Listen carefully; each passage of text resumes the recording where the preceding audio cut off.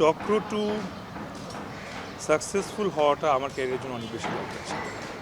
দরকার এই কারণে ছিল বিকজ প্রতিবার আপনাদের সামনে যখন আসি আপনারা প্রশ্ন তুলে ধরেন সিনেমায় কবে দেখবো আপনাকে। তো সিনেমায় তো চারটাখানে কথা না বললেই চলে আসা যায় না। সিনেমায় আসার জন্য একটা প্রস্তুতি লাগে অথবা নিজেকে একটু প্রুভ করতে হয় যে আসলে আমাকে টাকা দিয়ে মানুষ দেখবে।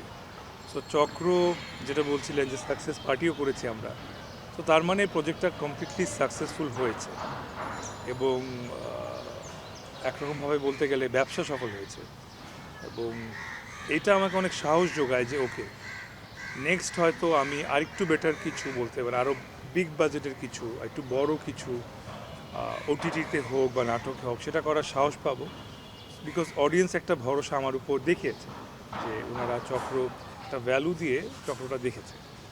তো এটাই আর কি, পরবর্তী ধাপ আমার জন্য আরেকটু সহজ হলো এখন।